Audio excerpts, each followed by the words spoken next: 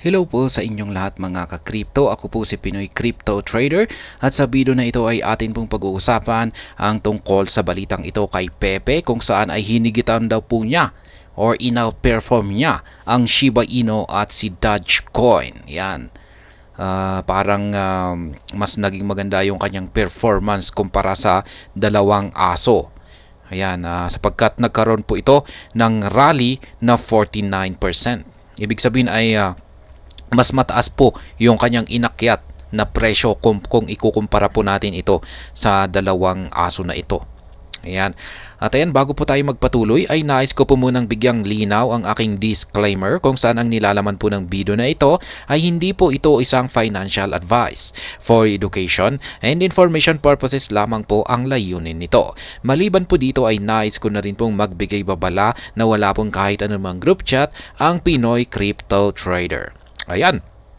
Sabi dito ay Pepe outperforms Shiba Inu and Dogecoin.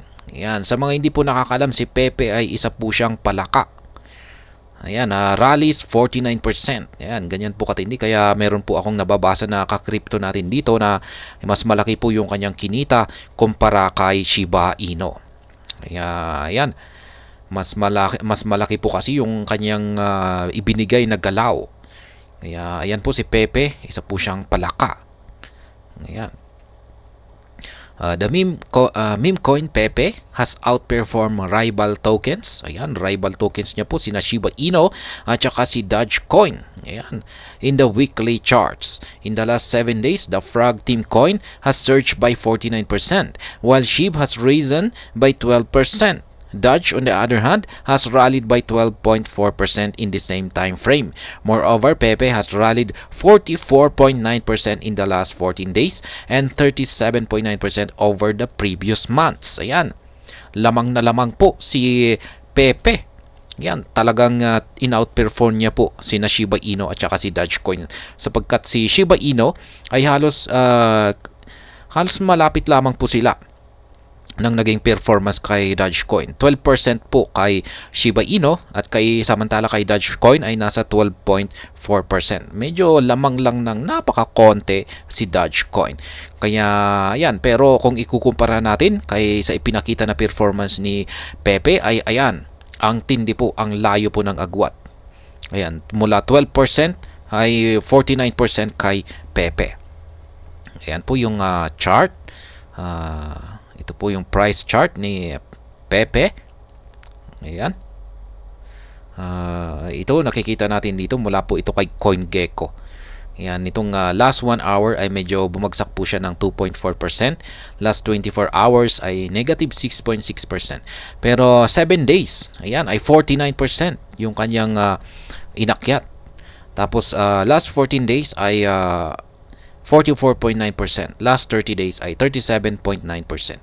Ayan, kaya ayan sa yung long term, ayan, kaya yung mga long term diyan ay yan, remain kayo po ay nananatiling nasa profitable. Ayan, profitable side. Ayan, kung nagko-hold po kayo ng kasi umangat po kasi siya. Ganyan po kataas yung kanyang inangat. The meme coin also hit a 24-hour trading volume of $455 million. Additionally, developers announced the burn of 6.9 trillion Pepe tokens from the centralized exchange multi-sig wallet. Ayan, may announcement pa ang mga developers na 6.9 trillion na Pepe tokens ay kanilang susunugin. Kaya yan, maganda po talaga performance ni Pepe.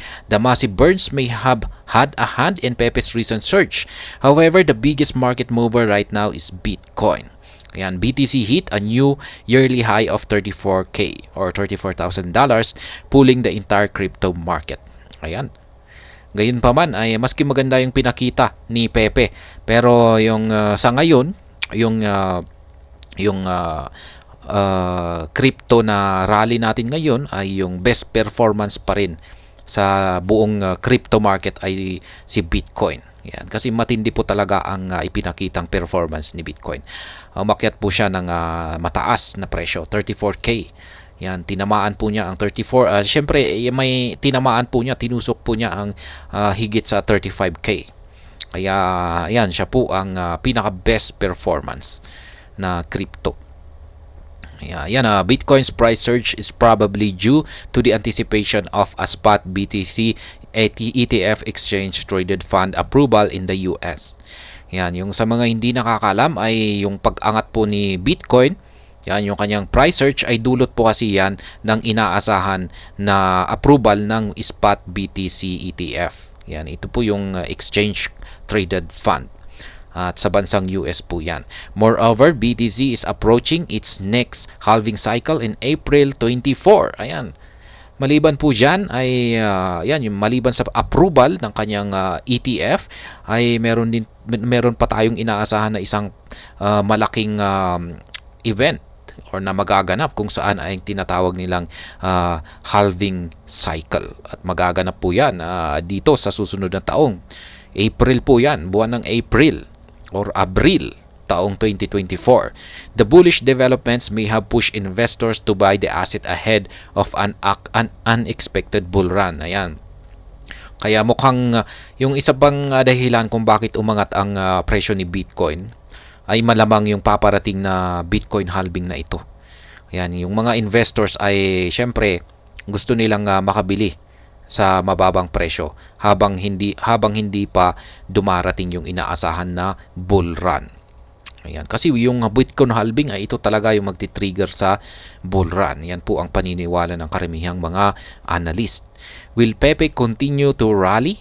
Ayan, magpapatuloy kaya sa pag-angat or pag-akyat ang market price ni Pepe? Pepe has already faced a 6.6% correction in the daily chart.